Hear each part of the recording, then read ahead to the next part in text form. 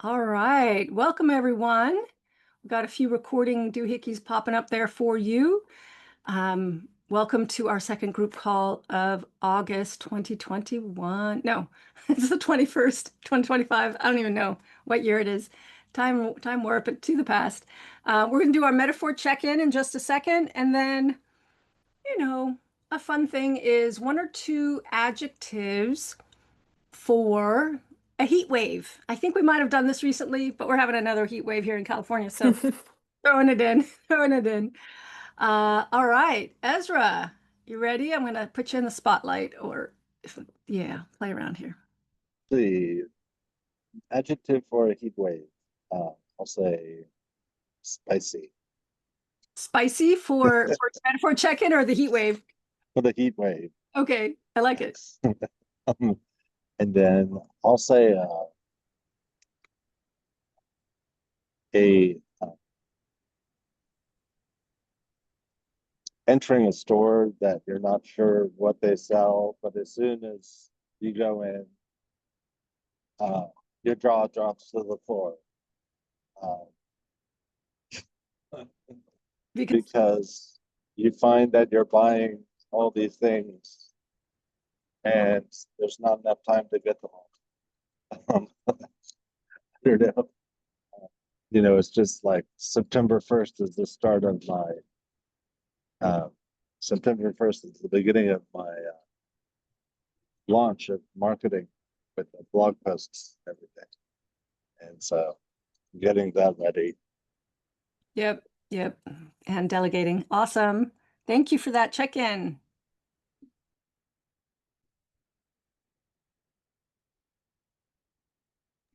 Thank you for that check-in as I was muted. Thank you. Sorry, you guys. Who wants to go next with their metaphor check-in? Anybody? Anybody? Bueller? I can go if you want. Thank you. Cool. Well, you've actually been, coaching me recently, so I feel like this metaphor, you're gonna immediately recognize what I'm talking about. I currently feel like I have all of the pieces of this puzzle that I need to put together. And I don't actually have the main image of what the puzzle should look like. So I'm scratching my head going, what am I supposed to be creating? And also, even though it's like a 500-piece puzzle, somehow I have 800 pieces. So I have too many pieces to fit into my puzzle right now. And I would say that this metaphor is so great because I feel this way with every book. What am I creating? And I have too much. Yep. Paring it down and figuring out what you're creating is, I've noticed, part of the process. I don't know about others here. I know, Diana, you've edited multiple novels and Ezra has too. But I've seen that as a repeating pattern, just so you know. So you're right on track, even though you don't want to hear that. Yeah, any adjectives to describe heat waves? My adjective is sizzling. I just have this mental image of cracking an egg outside and having it sizzle right on that sidewalk. Oh, what a great one. Visual and smell also. That's great. Thank you. Awesome. All right. Who else? Who else? Chime in. I can Katie. go. Yeah. Quick to the draw tonight. I actually am going to not use an adjective, but I am going to use a metaphor for heat because it's also been really hot here. But steamy is my word because I was leaving work and it just started raining and I watched the rain hit the road and pavement and just like start steaming up. And so like you just don't know how hot it is until like you know something cool hits it. So Wow. yeah. Well, you did an adjective and a metaphor there. Yeah. That's good. And do you have a metaphor check-in for your writing? I feel like that is also my metaphor. Okay. Yeah. I'm a jumble. Yeah. Okay, good. I love it. Jumble. All right. Next. Hugh, Diana, did you just unmute? Yeah. Okay. Yeah, I think I'm ready. It was like, oh no, I have to get a metaphor. So I'm like scribbling. So it kind of feels like my brain is a ghost sitting at the edge of a crowd, waiting for me to turn and notice it. Ah, so you're, sorry, you cut out a little bit there. You're writing as a ghost, waiting Yes, for you at the edge of a crowd, waiting for you to turn and look at it. yep, it's Right. there. I Okay. can feel it. It's doing whatever a ghost does to get your attention, but I just haven't been able to get there. If you just turn your head, is that enough or? I can look and I don't see anything, but I feel it. Spooky, spooky. So it's just been a couple of rough weeks. So it's anyway, so that's why it's there, but it's not anything done. Yeah. But I have gotten stuff done, so there has been progress, so that's good. And for the heat wave, blistering, sweltering. Yeah. Yeah. Great. You're up in the Sacramento foothills, right? Probably. Yep, and there is that big old, oh, warning, warning, heat wave. So we had a few nice, cool days that felt like the Bay Area, 85. But today I think it's over 100 out there. So Yeah. Yeah. Well, I'm so glad to see you. It's been a while, so thank you for showing up. Hugh, I'll call on you and then we'll see if Story is available because I know he's having bandwidth issues. There you are. Hi, it's good to see you. Good to see you too. Good to see everybody.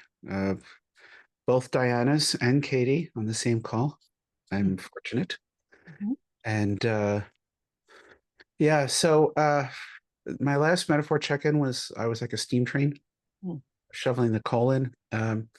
Unfortunately, I ran out of steam because I've just been dealing with some physical problems, some painful physical issues. I've been getting physical therapy. I got a good physical therapist, but he's got to do a lot of uncomfortable work on me. Mhm. And so I've just been dealing with that. And I had a huge chunk of writing time set aside this past weekend for myself. And I got some really unpleasant news, which I won't share here, that kind of threw me, knocked me off my pins, and it's been haunting me a little bit for several days. So I'm going to do what I don't usually do and be gentle to myself and kind to myself, and just take some time to heal, physically, emotionally, right now.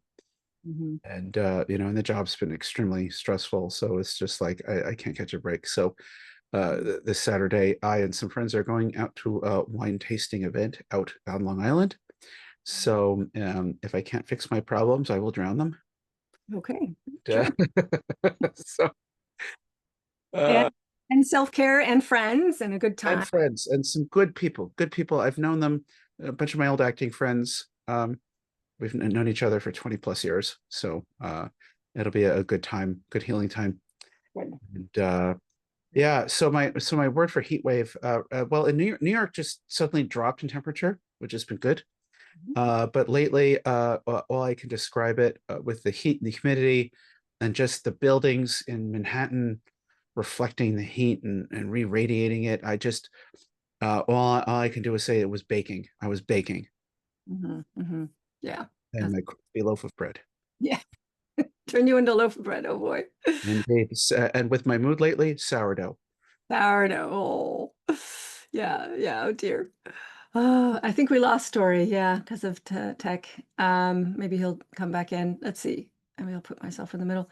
All right. I think we got everyone except me, right? Um, let's see. Metaphor check-in.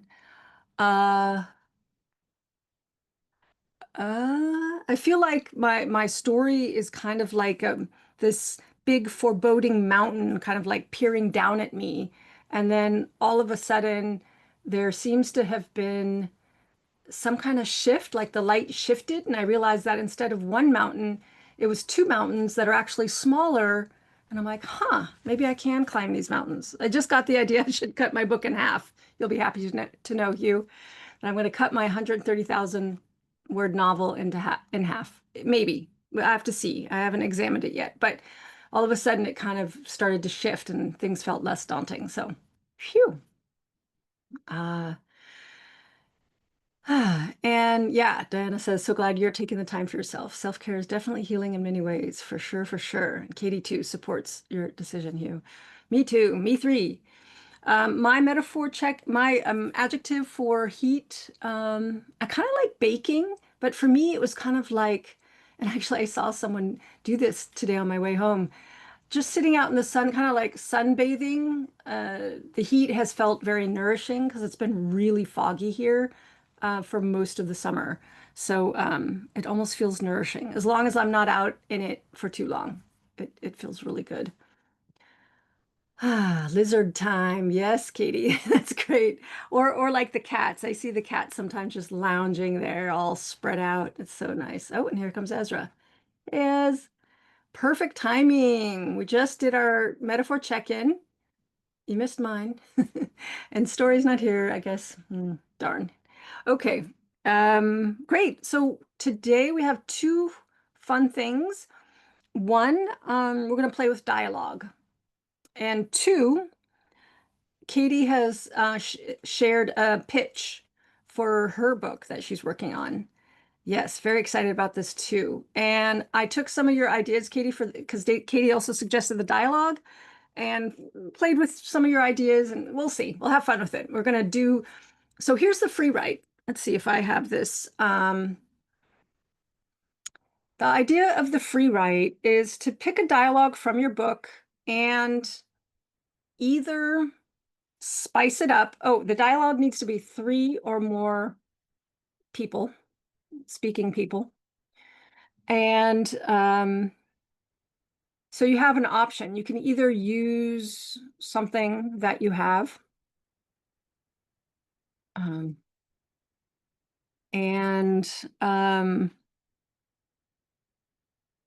amp it up. See if you can amp it up. I'm not going to really give you any more instruction. Amp it up emotionally. Or you can take a moment that is maybe people are around each other, maybe there's not even any people, but turn interior. Like if you have your character thinking, turn that. So turn thinking thinking into dialogue. Again, 3 people, 3+ people. And then the third option is to create something new with 3 or more people speaking and make it bare bones. Just make it he said, they said, she said, and their dialogue, because we're going to play with layering and with your dialogue. So that might even be the most interesting, is to create a bare bones dialogue. But really it's up to you because you're going to have a chance to play with it when we get to the dialogue lesson. And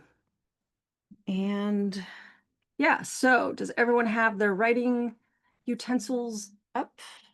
I just opened up my Scrivener so I can do some writing. Hi, sweetie. Hey. Opening up Scrivener. There we go. It's the first time I've opened Scrivener in like a week.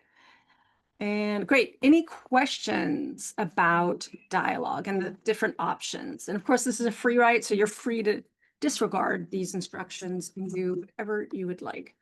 But you know that guidance is useful. And Rocket is so happy Ezra is home. Because he was ignoring me, but now he gets the lab. All right, so I thought because we are doing a little bit more extensive work today, is 5 minutes good for everyone? Looks like I've got some nods. Great. Let's do 5 minutes. And like I said, we are going to work with your dialogue. So again, later. All right, I'll see y'all in 5 minutes.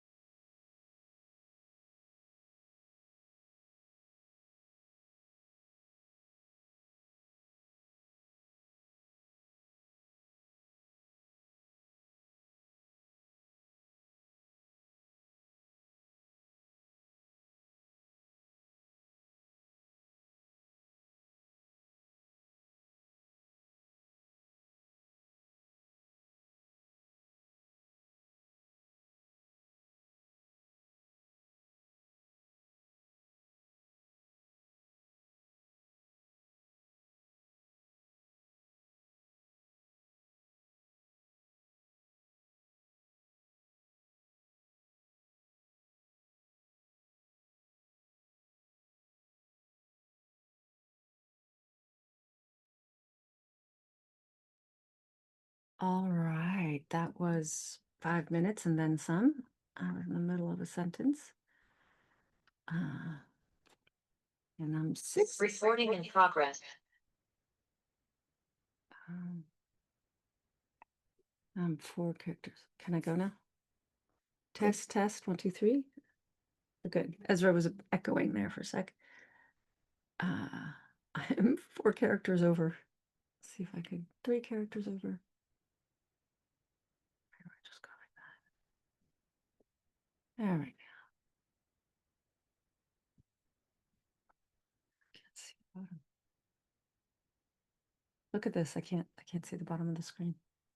Oh, How do I? gosh. Gosh darn it. Zoom. Oh, I know. Let me just close this. Oh no. Look at that. If you try. I the corner. tried. No, there's no.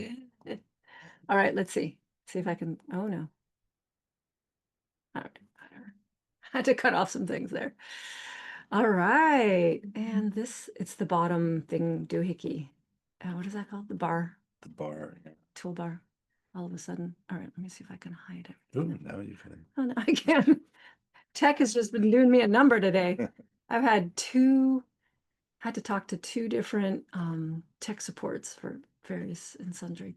All right, let's, how we doing? Everybody got their stuff in there? We got Yeah. Katie, and we got Diana, Diana, me, and you, and me, and and Hugh. Hugh, and do we have both Dianas in here? Diana McDowell is in here too.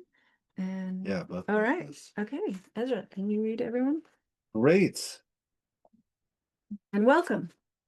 Thanks. So this is Diana Hostman.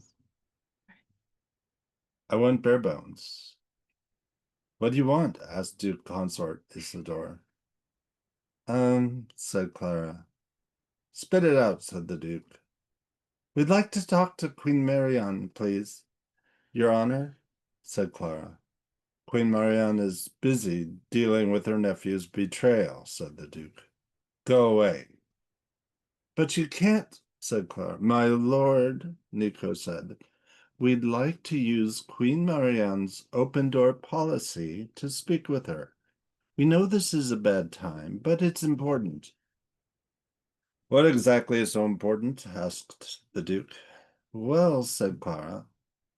Nico said, Actually, Your Grace, it's a private matter. We wouldn't feel comfortable. That is, we prefer to share it only with the Queen. The Duke replied, Then you'll find another time to share it with her. Fabulous. Katie's is above hers, Oh, okay. Well, I I see. think, in I'll- mine. Yeah, Oh, you didn't I get logged in late. late. Okay, let me see All if right, I can let's- pop this out. No, I can see it. Can't see it. You can really see it.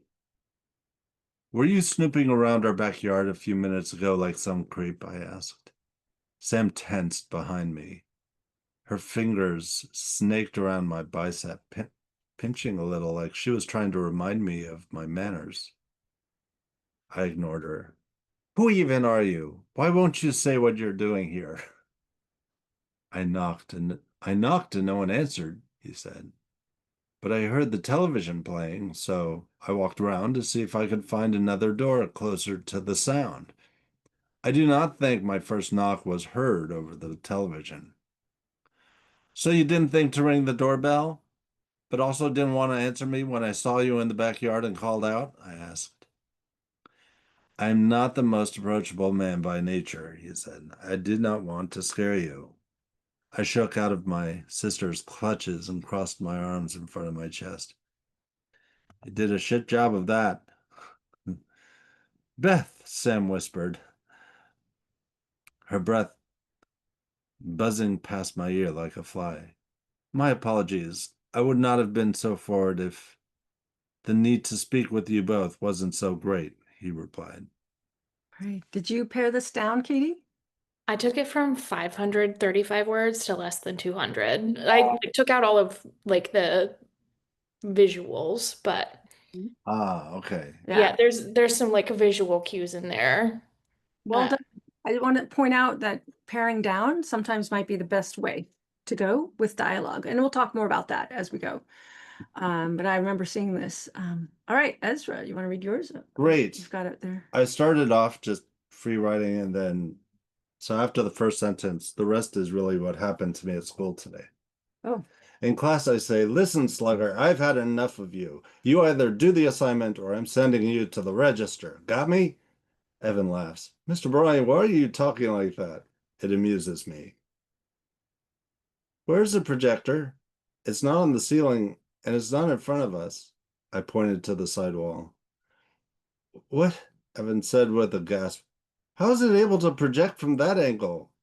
With a little therapy and encouragement, it could do whatever it sets its mind to. To the rest of the class, too loud to hear directions, I say softly, if you can hear my voice, say leopard. The students in front of the room say leopard. If you can hear my voice, say leopard. Now more of the class says leopard. The back of the class is wondering why everyone is saying leopard, so they quiet down. That's my classroom management. Ezra's true story. That's really fun. Excellent. All right, Diana's. I walked into the kitchen, the scent of coffee a familiar comfort. Morning, I said, reaching for a mug. Krista stood at the stove, coaxing eggs in slow, patient circles. David sat at the table, one knee pulled up, barefoot, hooked on the rung. A half-eaten piece of toast cooling on his plate. A pill bottle waited by his water glass. The air was different.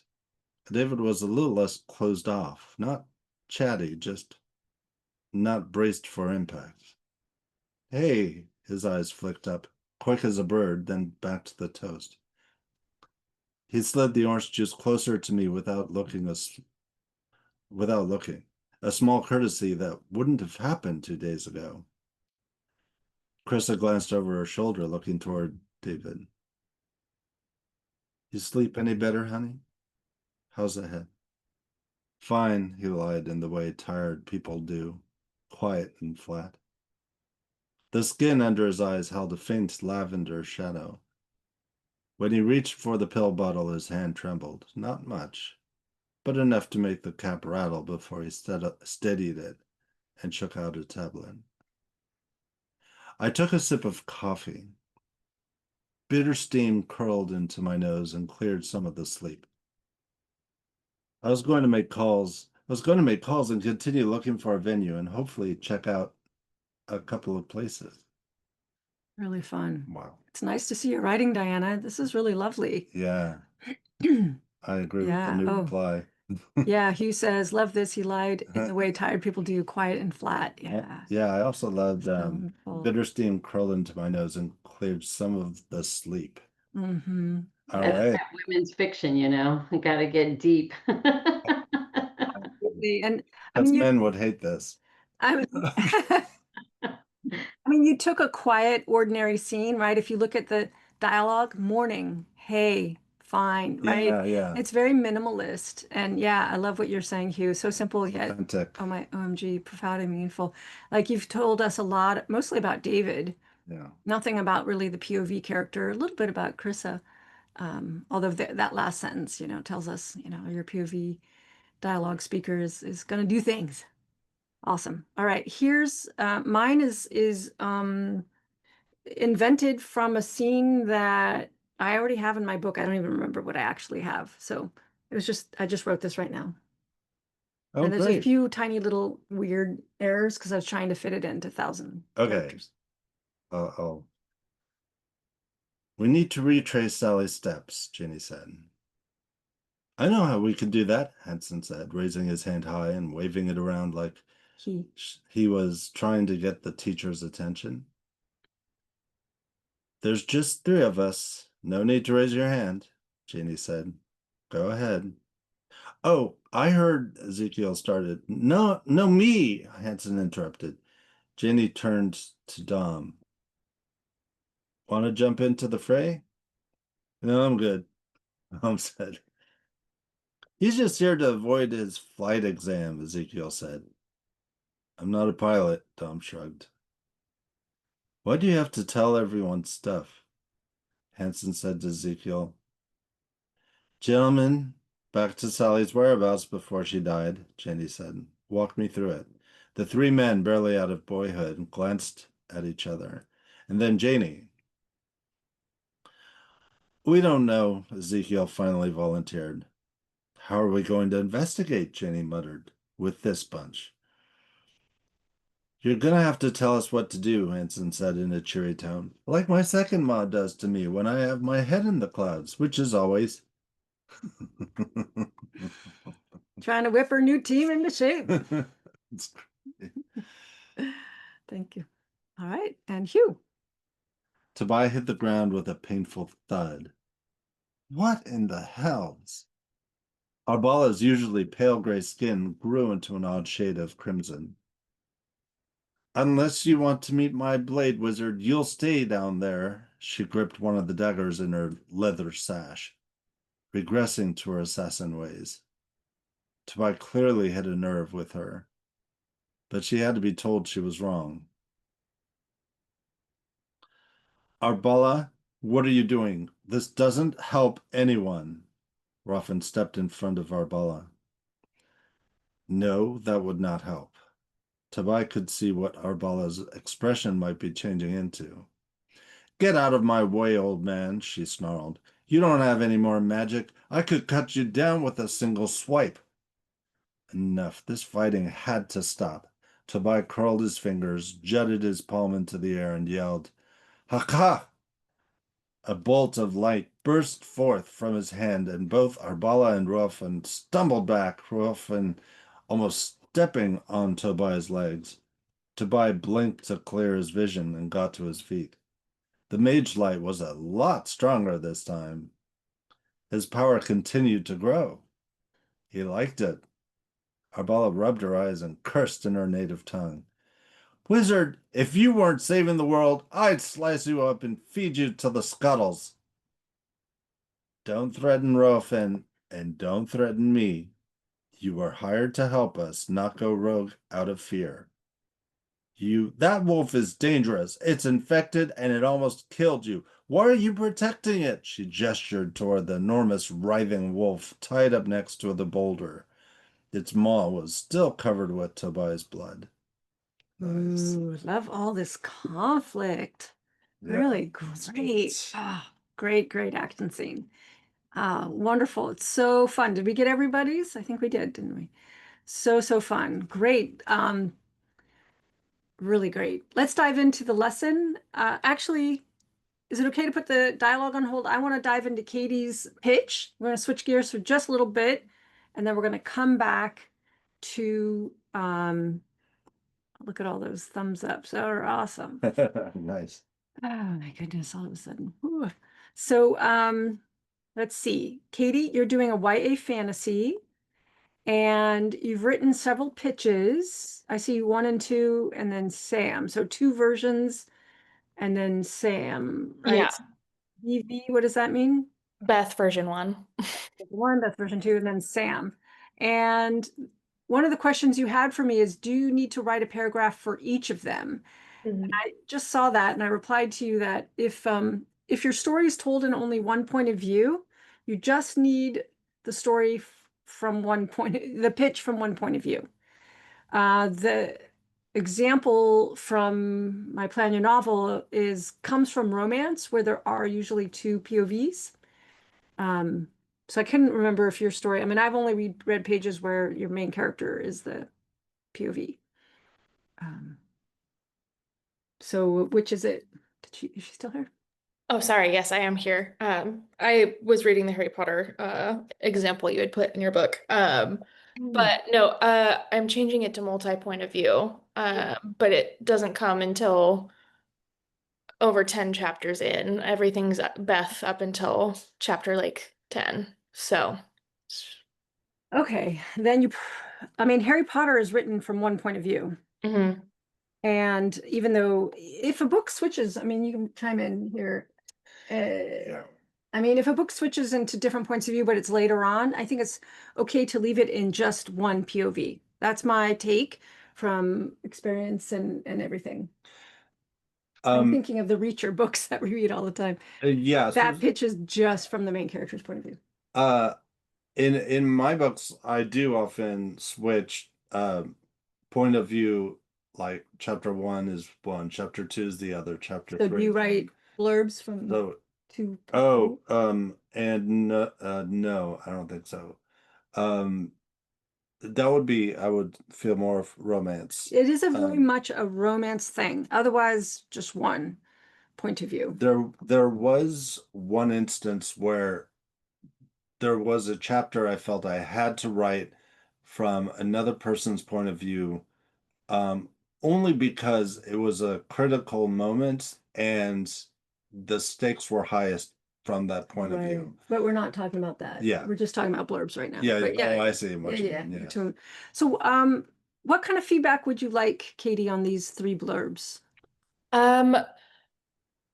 I think we can ignore Sam's. I it was a good exercise for me because now I have conflict between the two sisters, and have worked that out. But I think it's which, like, upon hearing and or reading this, which one is more compelling, because one is clearly a lot longer than the other, but I yeah, I think one is more impactful. But I will leave that for the crew to decide and help Okay. figure out. Yeah, and let's talk about the aim here, because this is going to be part of a query letter, right? That is going to agents and editors, right? You're trying for traditional publishing. Yes. Okay. So there might be some trends that I haven't kept up with, which is something you can research, and I'm happy to give you some resources on that. I have a really great document from a friend of mine who does traditional publishing beautifully. She has a template document I can send to you. It is a few years old, so but we could find out if things have updated. All right, Ezra, would you do the honors of reading Yeah, BV1 and BV2? And great. then- And do you have a preference would you prefer BV1 be read first? Actually read the second version first. That's what I thought.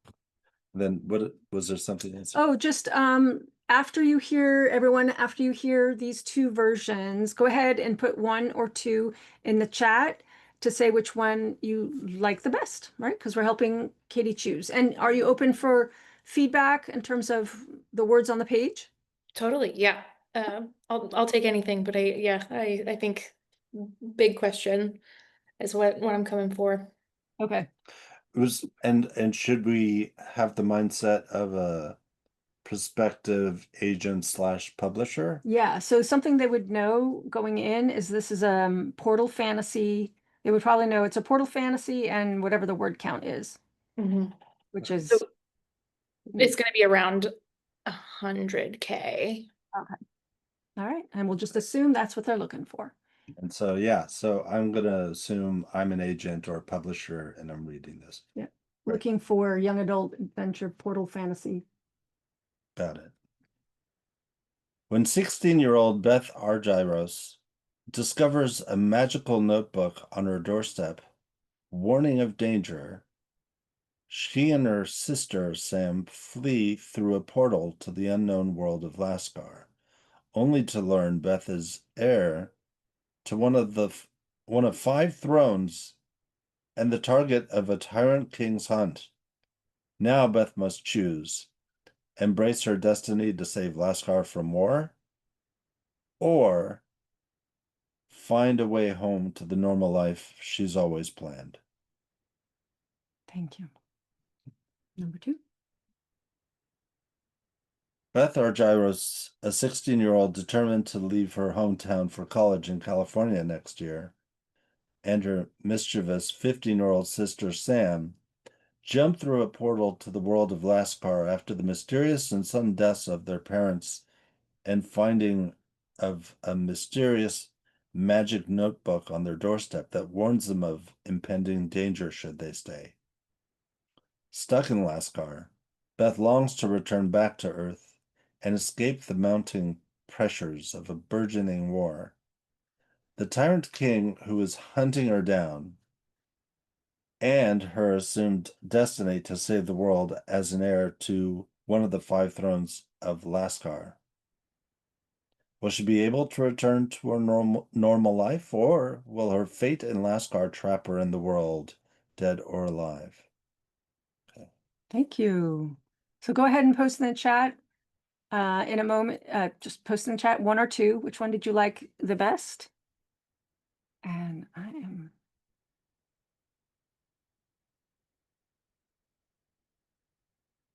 And then, BV Ezra likes one, Dinah likes one, I like one, Dinah McDowell, Diana Huston likes two.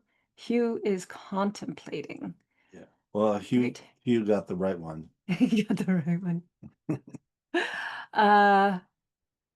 Yeah, I actually liked the complications in the first one, but I do agree it should be rearranged a bit more and kind of write it in a more simplified format. I like that you give us that she wants to go to college, and I thought you could put that here. Will she be able to go to college like a normal, person? And because that's more specific, she want. And here I felt like this felt a little too like, the energy went down kind of for me. And it's like, there's no, shall I deal with the hard stuff or shall I just run away? Yeah. And I was like, really? Is that her choice? That's not so interesting. But the way you framed it in BV1 is more interesting. All right. Hugh likes both. He thinks 2 is more concise and leaves some mystery. Yeah. And I think it's really great to have multiple versions. You should see my meta document. I have anywhere from 25 word pitches to 100-word pitches. So that is a good thing in writing both lengths. Ezra? How much are you willing to deep dive in this? 'Cause A few more minutes. I want to switch gears at 6:20. So 6 more minutes. So just to point out that like in a lot of fantasy stuff I see, it starts off in the real world and then switches. And so what I like about BV1 is that we're starting not just with college, but actually what compelled me was the sudden deaths of their parents.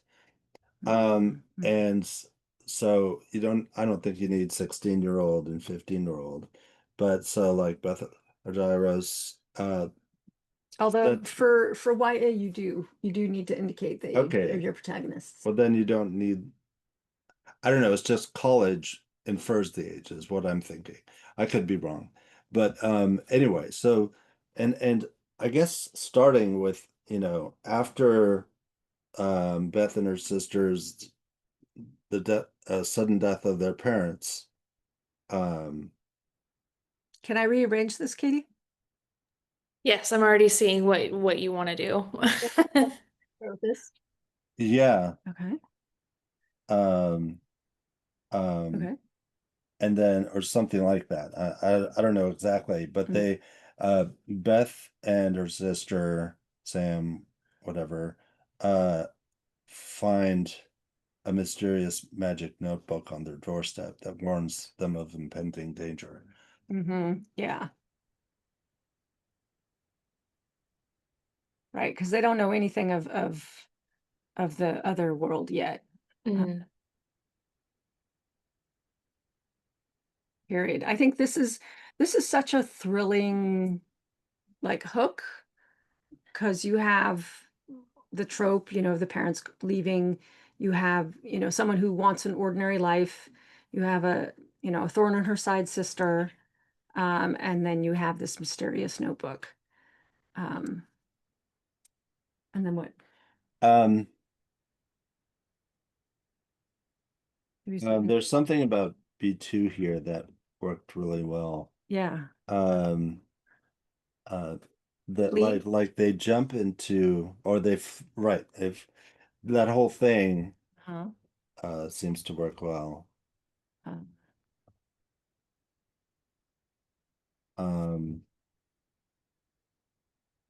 And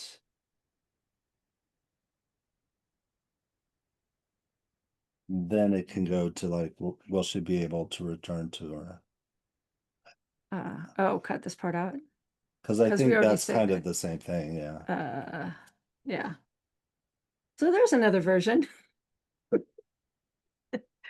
This isn't completely smoothed out, but Right.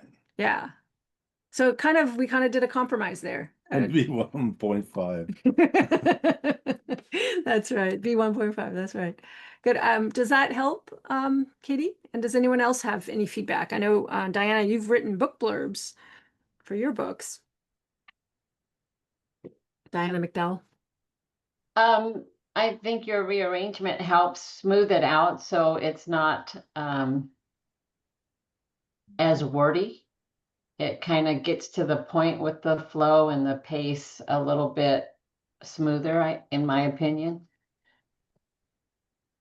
Yeah. And maybe you can even take Sam out of that first, like along with her mischievous 15-year-old sister Sam, Mm-hmm. something like this. So keep the first sentence really interesting, tight yeah. on Beth, and who's awesome because she has my name. So something like that. And I don't think you really need to know, unless it's important to, she's leaving hometown. Do you really need the hometown part? And do you really need to California part? She's the main thing that you're learning is that she's determined to leave to go to college. Mm-hmm. And being determined, that right there, that word tells you that's her goal. And now it's being messed up because of this magical book. So, I mean, it kind of just like hits the point without having to do a lot of extra words. Mm-hmm. Yeah. I like that. And she is also like, her parents don't want her to go. They don't know, but like, she's like literally planning behind their backs to go to college she's on the East Coast. She's like determined to get the hell out of Dodge. So yeah, that leaves some room for like discovery, and it comes up, I think, in like the first or second sentence of my book. So And I think the word determined kind of implies it's not easy. And so that's interesting. If it were easy, then it wouldn't be really such a hard goal, right? Like Yeah, I like that word. It says so much in just one little word. I'm not sure if by suddenly, or I don't know, we need a word here. Word. Great. And I thought, will she be able to go to college, or will her fate and Lascar trap her in the world, dead or alive? And now I feel like it was hard enough to trying to get to college, but now, this other thing. So my question is, she's determined to go to the other side. Is that because her parents just died, or? somebody else died in her life, and she's been trying to get away for a long time. So it's like yeah, like pre-book, a year prior, her boyfriend died tragically, and she's trying to get away from her parents too, because they're helicopter parents. But yeah, like she's just like, she wants to start a new life, which is kind of funny because she's jumping into a portal and doesn't want that. She wants what she planned. So the first line seems to indicate that her parents just died. yes, they not at the very beginning of the book, but in the first 3 chapters, they die. So is that important to tell the reader that there's going to be a death of these parents if you're going to start reading the book, that you already know as you're reading these first 3 chapters that the parents die? Or is that something that the reader should find out? I just want to say we're agents and publishers. We're not readers. Oh, okay. I mean, Well, That's right. But the blurb, some publishers will take your pitch and put it on the back of your book. Mm. The blurb is, Okay. the pitch is the blurb. I mean, the pitch is to attract readers. That's what agents and editors are like. Can I sell this book? Is the writing good? Does it have all the tropes we're looking for? And can I sell it? So actually the blurb is Okay. that cover. All right. Sorry. Yeah. But we're kind of running a little bit over. Let's put a pin in it. kind of pen. Let's, oh, and we need a synonym here because you use mysterious twice. Yeah, I can't think of one right now. But maybe you two can talk in the comments or even offline about what you wanted to say, unless you can say it quickly, Diana. I felt like we cut you off. No, I just wasn't sure. It just feels like part of the mystery is being given up to me, reader, and even as an agent, it could be part of the letter and not necessarily the blurb. That's a good idea. I like that. I don't know. Right. By letter, actually, you mean synopsis, right? Right. Because you gotta have a synopsis. Yeah. So you could start with Beth Argyros, a 16-year-old determined to get out of Dodge for college next year, which I just added what you said. Suddenly finds an ominous magical notebook on their doorstep that warns them of impending danger, or that warns, just take out some of this. Along with their mischievous 15-year-old sister Sam, they flee through a portal to the unknown world of Lascar, only to learn Beth is heir to one of the 5 thrones and the target of a tyrant king's hunt. Will Yeah. she be able to go to college, or will her fate in Lascar trap her in the world, dead or alive? And on that last line, their doorstep, right now we're only talking about one person, so on her doorstep. Yeah, good point. I'm liking it. Yeah. Thumbs up. I like it a lot. Yeah, excellent. Great job. Thank you, everyone. Thank you. Katie for being brave to share. We got some clapping going on. All right, all right. All right. I love that Hugh knows how to do that. Yeah. Yeah, we're relying on you, Hugh, for all of that. How do I pop the chat back in? There we go. All right, let's dive into some dialogue. Great job. I want to encourage anyone who wants to, during their writing time, to send in a blurb like Katie does. It really sharpens your thinking around your story, right, Katie? It helps you kind of come to terms with everything. I know Hugh has done a bunch. Diana, I think you've done a few, maybe. Yeah, a I- few. I start writing my blurb as soon as I start editing. So just heads up on that. All right, so let's dive into dialogue. I had fun putting this lesson together while I was down at the cafe, sitting in the sun. So nice. And all right. So I'm gonna cover Katie's question, see if other questions people have about dialogue. We're gonna talk about the elements of dialogue. I found an example. I pulled out an example from one of my favorite sci-fi writers. We have an exercise, I have a whole little 2-step exercise, and then we've got some resources that I pulled from my blog. Oh, and I made this fun image of everyone smiling and yapping around a table and writing. Look. How to do group dialogue in your novel. All right. So Katie's questions. How can you make it dynamic and authentic? How do you keep characters in rotation with questions while also keeping the deep POV from your main character? And there's probably other characters, and your problem is you feel like 2 characters are talking with one like interjecting versus actually participating. Even though there might be a reason why people are just interjecting. But what about those times when you need like more than 2 people talking? All right, Hugh, take care. All right. And then we are going to touch on grammar and punctuation a little bit, dialogue tags, interjections, and then cutoffs. Do you mean like interruptions, Katie? Yes. Okay, cool. What other questions come for people around dialogue? Any other questions or concerns?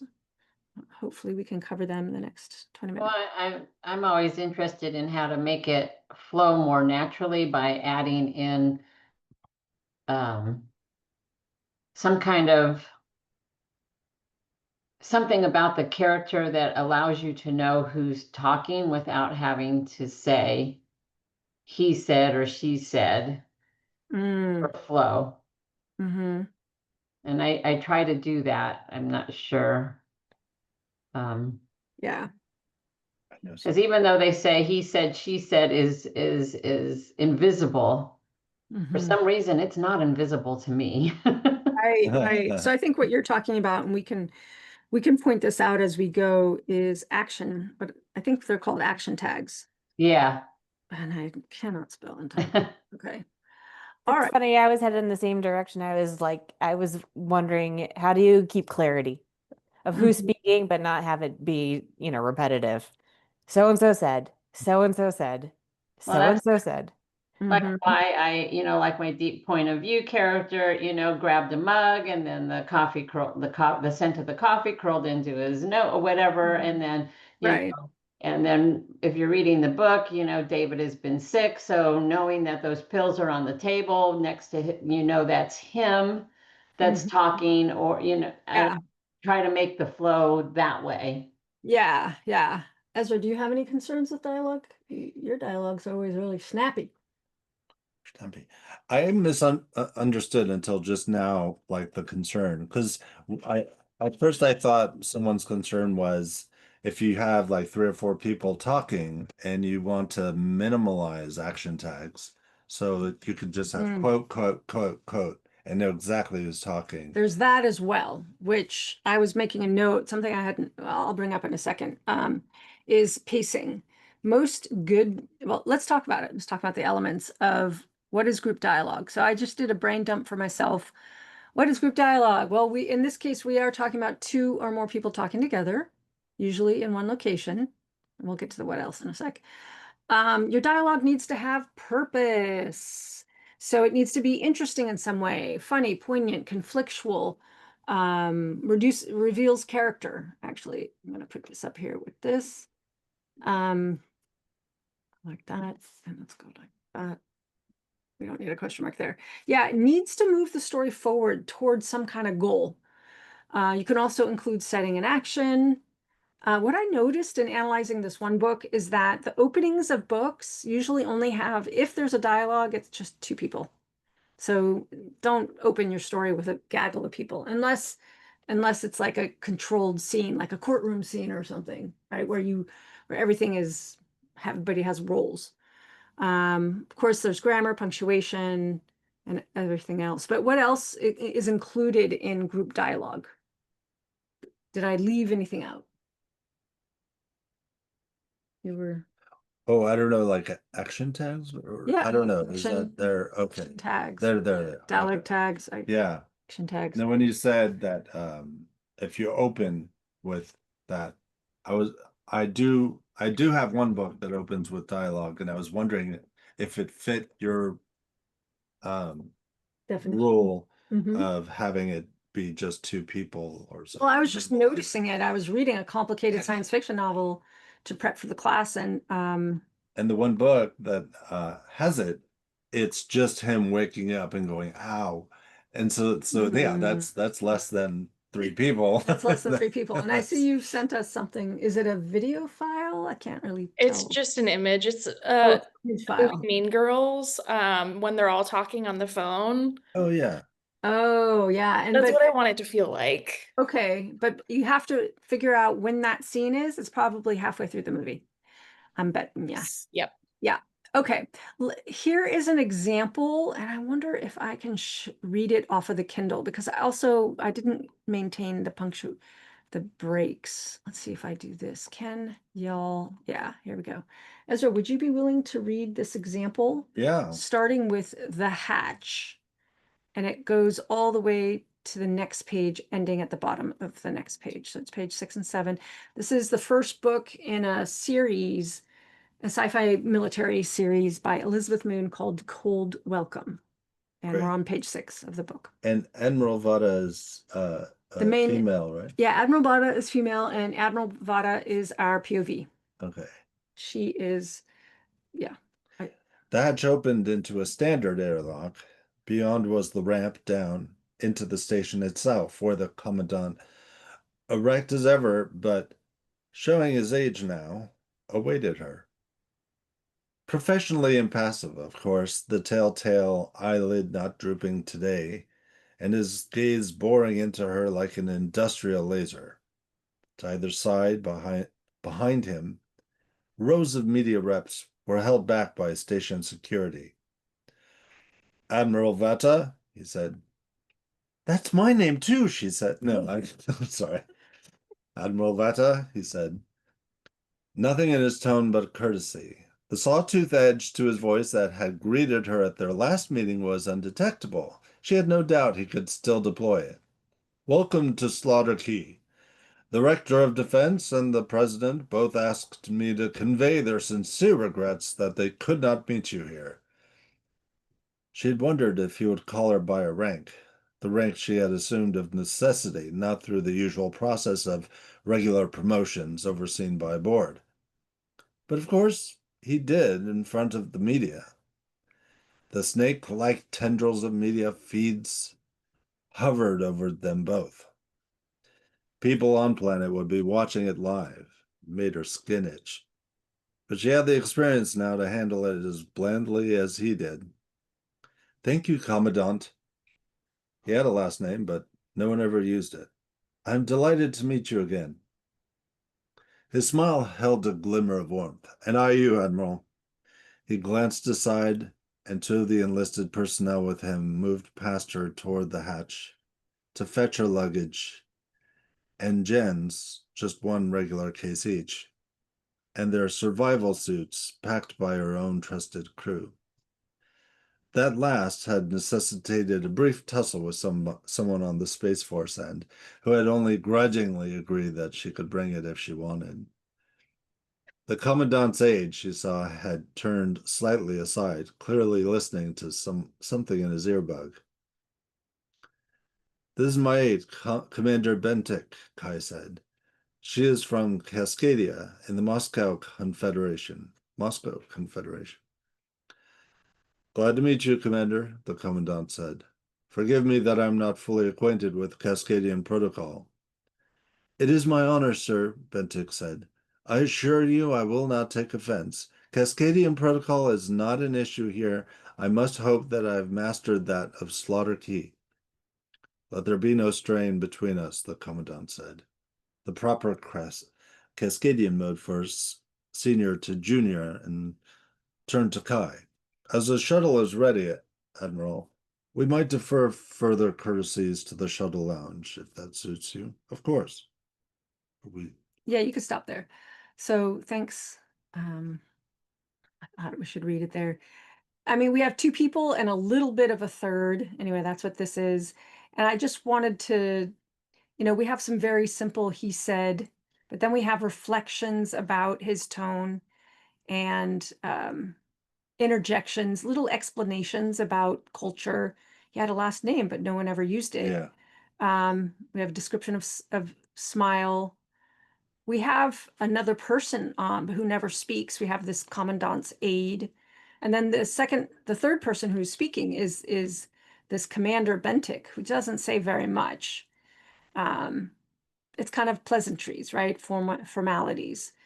Anyway. And there's Kai as well. Yeah, Kai is the Admiral. Okay, I was about to ask who Kai was. Yeah. Sorry, I didn't explain. Yeah, Kai is the Admiral, is Kai Vata. Yeah, it's interesting. It switched to her first name, whereas it started out. Oh, we didn't have her first name. We just had her formal name, Admiral Vata. And we're getting backstory. Like, if you haven't read the other books, you don't know what this means. The sawtooth edge in his voice that had greeted her at their last meeting was undetectable. Like, if you've never read, if this is the first book you read, you're going like, what happened last time? But you learn later what happened. Anyway, I just thought to share this with you, something we can maybe analyze, but there's also a lot of, said, but there's also a lot of descriptions, important descriptions, this whole thing about the survival suits and how she made sure that they came along is important. These are details that are important that will come into play in the story. Oh yeah, we didn't read this paragraph. And there's this thing about protocol, it comes into play later on, the different cultural differences between people. Oh, let me take this out here. Oh, I added all this stuff. Okay, never mind. We didn't read that. Okay. Here's what I want to do, and do a little writing exercise. I came up with a process that helps me when I'm editing, and that is to be really clear to know what is the goal and the motivation for your point of view character. So I just used my own example that you guys ought to see my dialogue. I did all this brainstorming before I wrote it in prep for this class. So for example, Janie wants to know the whereabouts of the victim before she was murdered so she can track her movements and figure out where she was actually killed. That's her goal and motivation. And then I think you also need to, this really helped me state the goal and motivation of the other characters, your other speaking characters. And this helped me because this totally helped me decide how they talk. So Hansen wants to be helpful because he's a helper and he wants to show his parents how responsible he is. Dom wants to avoid class because he doesn't want to take a test. He might fail and then have to take again. And it's already been 3 times since he's failed it, I decided. And Ezekiel wants to be nosy because he likes to know what others are doing. And I could go one layer deeper, like, well, why does he want to know what everyone's doing? I didn't get that far. And then you need to know what is the conflict or the obstacle in the scene. Janie doesn't know the location hardly at all, and needs to ask for help, and also needs things she doesn't even know she needs because she doesn't know the customs. So she's a stranger in a strange land, and has to deal with all people and customs she doesn't know. So then I brainstormed the conflict and obstacle for the other characters. Hansen is unconsciously scared of finding the scene of the crime, thinks that it might be gross and that's scary. So I decided it was going to be an unconscious fear. Dom doesn't like test taking, so anything but that, but he's also kind of lazy. He doesn't like to work hard. And Ezekiel thinks everything is a game and is not going to be happy to find out the unvarnished truth. So he's not eager to find where this person died either, because for him, things need to be light. So does that make sense? What I did here is I actually went deeper with my 3 secondary characters than I ever have. So that was really helpful. So then once you have brainstormed your character's goal, motivation, and conflict, your POV character and everybody else on the scene, then now I was thinking you could draft your dialogue in layers. And this is what I usually do when I'm first drafting. Just put in the words and who's speaking and whatever else occurs to you. Like no censorship. And if nothing occurs to you, that's fine too. Just don't censor yourself. And then in the next pass, add more details, add the setting, add what does the POV character notice in terms of what's around them? Like in the example we read, Kai Vada notices those snake media camera things and has a strong reaction to it. We don't get much else for setting during that scene as we're in, right? And then add whatever inner thought is appropriate. If you notice in the example, we get some background. We get a little, it could be background, it could be people description, past relationship stuff. You want to keep it minimal though, but maybe it occurs to you what to add. And then add in action tags if you want. Take away, add action tags if needed, and take away said. See if you can get away with that. And then I think something that would be really useful for everybody is to pare down to the bare minimum. After you've added all the details of the scene, now pare it down to see, because less is more, actually, in fiction. We want to find the one word that stands for 3 if we can, especially if we can make our language more active. So so just for clarity, so number Yeah. 5, you have a bunch of like say inner thought and location description, but now you're taking like verb and adverb and putting it into one thing. You're taking adjective and noun and putting it into one noun or something. something like that. Yeah, That's I guess it's like going from a sketch to a full painting. But sometimes we don't know, especially in the earlier stages of writing a story, we don't know exactly what are all the essential elements. So add everything that you can think of, and then start taking things away. That's often what's happening in edits. Do you guys want to play a little bit with your dialogue that you wrote earlier? Yeah. Ezra says, yes. I can't see anybody else's face, so can you? Mm. Is everyone off camera? No, Sure. not quite. Okay, are y'all It's- ready to do some writing? All Thumbs right. up. Thumbs up. I don't see everyone, but that's okay. All right, let's do, I said 7 minutes, but let's do another 5 minutes because of time. Great. Be able to put that in. Oh, I'll put it in the chat. You want the layers? Yeah. Just the layers or the whole? Yeah. Everyone Yeah, knows just- GMC. Okay. All right, I'll see y'all. Oh, in- is that what we're doing? The layers part? Yeah. Or Or you could do either one. You could do the layers or you could do the GMC conflict. It's up to you. Whatever part, if you want to do the prep stage or the layering stage. I'm going to probably, oh, geez. It's too much. Hold on. Let's see.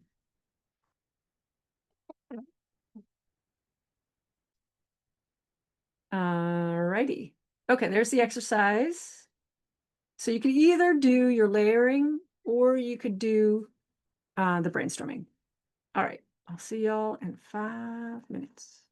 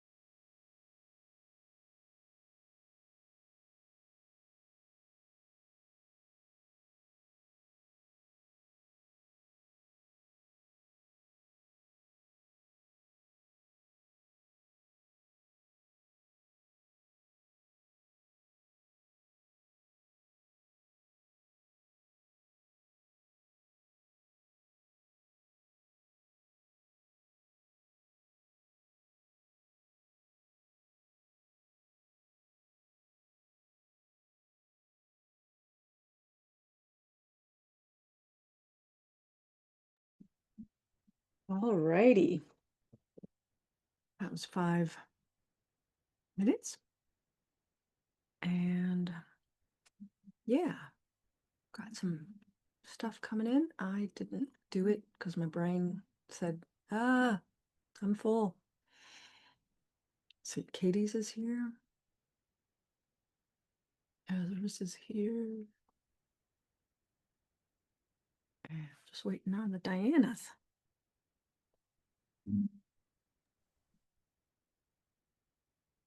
Hmm.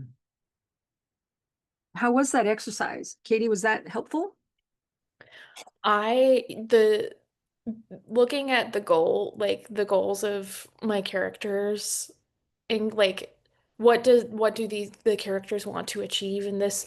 Maybe it's they have a like overarching like idea or like thing that's driving them, but like looking at it as like what does this character want to achieve? So like what I wrote was, what does Sam want to achieve? She wants to feel safe.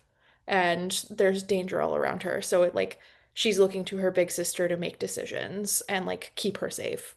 And Beth wants to keep her little sister safe. So like that kind of back and forth, I think solidified that I only changed one piece of dialogue in that little scene, but it changed everything.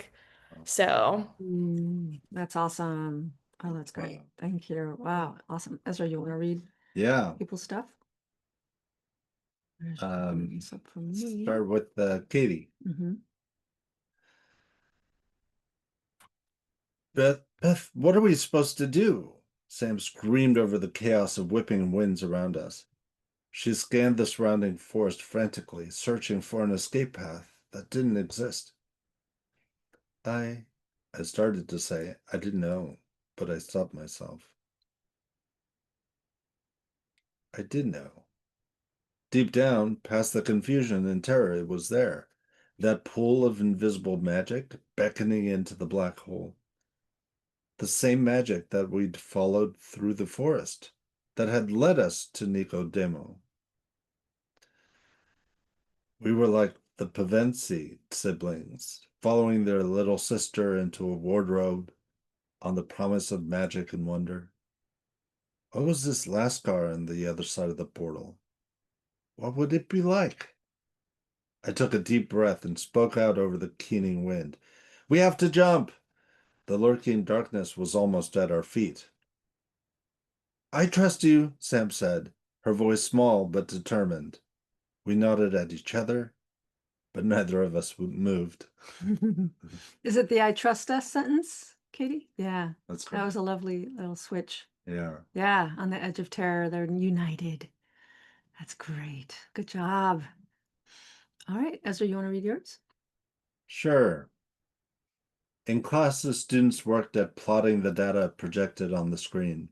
The room's lighting was dim to make the indistinct projection a bit more visible. I circulated the room, making sure they did their task. As I passed Evan, he said, "Where's the projector? It's not on the ceiling and it's not in front of us."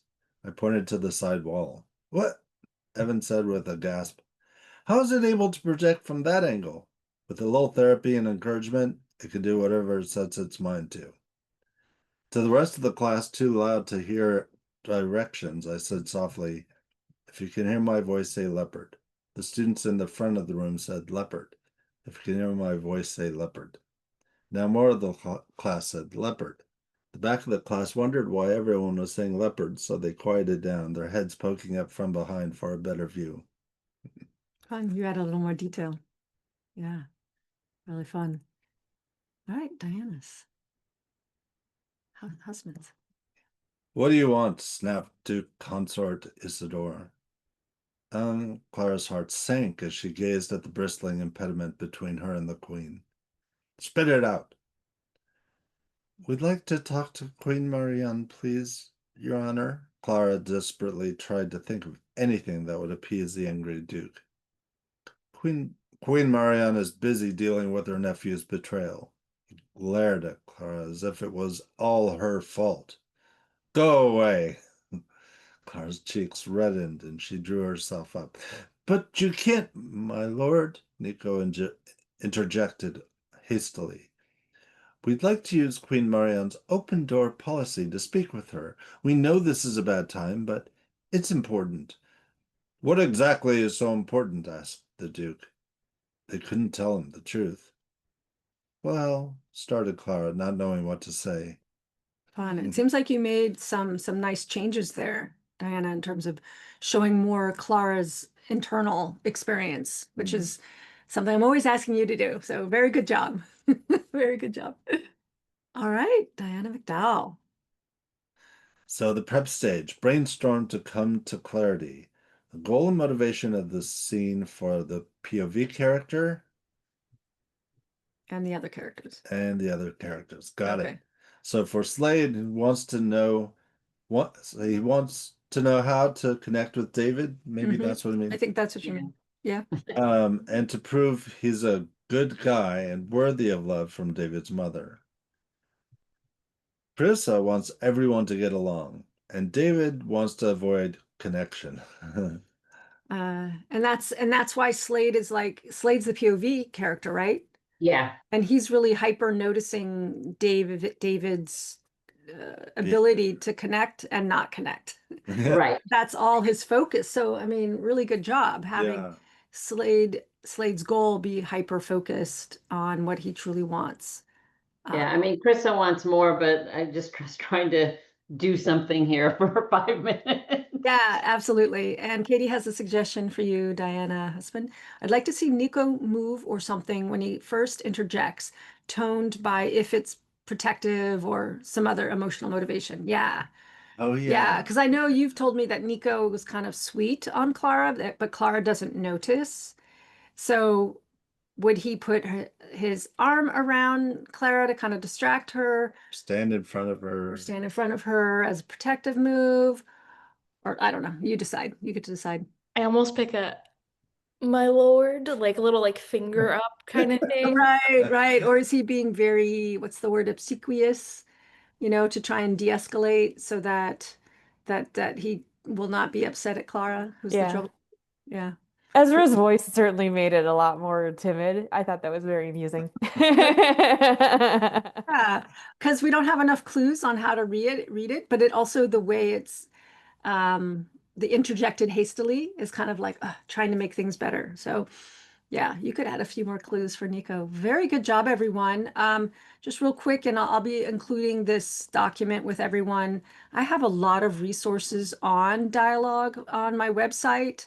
And I listed a bunch of, in summary, we practiced group dialogue and shared elements of success with the content and grammar, a little bit of grammar and punctuation, although we didn't do totally punctuation. I didn't see any problems in people's punctuation. Anyway, there's a ton of documents here, including on the blog, including this one, which is actually has a little video that I made doing a little demo. So I did a little lesson here that I created years ago, a little demo on, and kind of basic, I think you all know, but the purpose of dialogue and how to, what we want, content, what is said, manner, how is it said, and subtext, what isn't said, but is shown, usually through body movement or direct or indirect inner thought or metaphor. And you all had some version of inner thought. Well, not yours necessarily. I know you were just telling a story. And then I listed some common problems. And then I had listed all the articles, 9 articles that have been on the blog, and there's probably more by now. Oh, and some books. My friend Bonnie recommended 2 books on dialogue, and one of my students recommended James Scott Bell's book on dialogue, if you want to dive deep into dialogue. Great. So that is our class on dialogue. Thank you so much, Katie, for suggesting it. You all are welcome to suggest more topics. In fact, we have another topic coming up that Hugh suggested, but if, I'm sure he's happy to be in rotation with other people. If anyone else has a burning suggestion, Diana McDowell, Diana Hussman, Ezra, I recently. think the dialogue by adding micro tension or learning to add the, Yes. some tension into that. Mhm. Uh, So do another level with microtension. yeah. Or like emotional cues, Mhm. and how to I think you can do it in dialogue, through the filler words and stuff like that, but also like I don't want to just like always be like adding some sort of adjective with the ly, like she said sadly. Like I want to be able to, create uh a dynamic conversation through the words and like action tags, all of that. Yeah. And I know one of my critique partners, she loves things really pared down. And she's like, if you do not need an action tag or a dialogue tag, take it out. She likes it bare bones, almost like a script. And that's fine too, especially in stories that we want to move. So if you could take out all of that and we as the reader know who is saying what, it's good. It's good. And it's nice to have those to break up everything. And sometimes all you just need to maybe say is, John grabbed the handkerchief that fell on the floor. Something that follows the tag without having to say John said. Exactly, right. You could just take away the said and put in an action. That's an action tag. I know we're hitting time, so I just want to remind folks some announcements. But before I do, if you want to share in the chat any takeaways or ahas from today and your next steps until we meet again, which is September 4th. Is that 2 weeks? Yeah, 2 weeks. Yeah, secondary character goals. Yes, I really got a lot too with secondary character goals. That was really helpful, especially in this level of in the stage of revisions I'm in. I'm like, oh yeah, I don't know these new secondary characters very well. Yeah, what else? Ezra's getting Yeah, all set to market. market. Yep. Great. Other next steps? Anybody else? Takeaways, ahas, next steps? Diana Hussman, Diana. Helpful to do the goal and motivation type thing to kind of help fix a scene that you're working on, which is what I've been doing and ignoring. Looking at the ghost. Yeah, looking at the ghost. If you can hear me, say leopard is a great classroom management. Yeah. So Yep. I just need to, if I know what those goals and the motivation and the conflict is, then that might help round out the scene a little bit. Yeah. And also might help you get into your story to reconnect to your characters. Yeah. And Diana Hussman says, building dialogue and steps is new to me. The steps were all merged in my head, so I'm trying to sort them out. Yeah, and you may find the order in which I presented the steps may not work for you. So you're welcome to do it in a different order. I notice what's really natural for me, and I hear this with other writers, is just writing dialogue, very dialogue focused without a lot of nuance or setting, and then come back in and make like clarity around goals, clarity around setting, clarity around the emotional tension. So I invite you to come up with your own method. Diana Hussman. Good, because when I had to do bare bones and I was like, well, clearly what's going to happen is they need to interrupt each other here. Boy, do I want to describe that, but I have to do bare bones and I can't. So Good job. I think for you, bare bones seemed to help you pare down and then you built back up. And that was really nice. It seemed to work really well. Real quick, there's an added offer in my business, where you can sign up for $250 and be a part of a critique group that will be curated by a fellow writing teacher, Julia, who's going to be running that through my business. And they'll meet Monday nights at 5 or 5:30, which starts in a few weeks. And it is by application. I mean, y'all will qualify. She just wants to weed out non-serious writers. So if you're interested, that's been in my newsletter. And then our meetings next month are the 4th and the 18th. And then also, if you know of anyone who's interested in becoming a creative writing professional, like I know, Katie, you're interested in that. And you and I already talked about it. I'm going to be doing a training program starting mid-September for the whole fall, all the way into December. So if you know of anyone who wants to be like a book coach or an editor or VA or social media marketing person, or actually we have someone coming in who wants to be an operations person, project manager operations for creatives, then send them to me, because our class starts September 16th. It is a $2,000 training program for 4 months, which is actually a really good deal. And we are dropping a fabulous video series talking to other creative entrepreneurs. And the first one went up yesterday. That's not what we want. Where's my most recent videos? I love that music. Yeah, we interviewed 16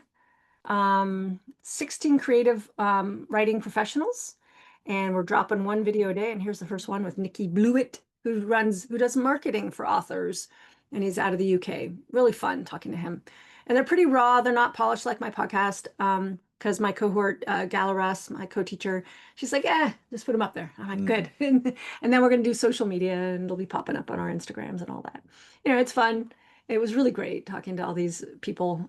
Fried our brains a little bit, but it's fun. So that will be a way you could point, hey, friend, if you want to do this thing, check out this video series. And it points to the quiz we have and, all the fun marketing things. All right. I think that's it. Any last words, any celebrations, anything to end with? Oh, dinner. Yeah, pizza. Pizza. Anyone know how to do the pizza emojis? Let's see if I can find it here in the reactions. Somewhere in the reaction. Is it in here? Send with effect. Here's the reaction. Oh, there it is. Hey, the floating pizzas. All right. And then the writer for next time, it will be Nicole. That's right, because she missed this one. But yeah, I think that's it. And for those listening on the replay, ask me any questions about dialogue. Yeah, next time we might go a little deeper, do another layering exercise with dialogue. So save this stuff. We can bring it back for next time, or you could work on a new piece. Yeah, let's go deeper. You guys are challenging me because I don't know how to teach this. I'll have to pull out stuff that I know intuitively to put it on the page. That'll be good. That'll be good. And I know there's a teacher, C.S. Lakin, right? I think you took some classes with her, Diana McDowell, who teaches microtension, is way big on microtension. Yeah. Yeah. So I might go steal a little insight from her because, good stuff. All right, everyone, have a great evening. Thank you for staying a little bit later. And so great to see everyone. And we'll see you in 2 weeks. Ciao, ciao. Okay. Good night. Good night.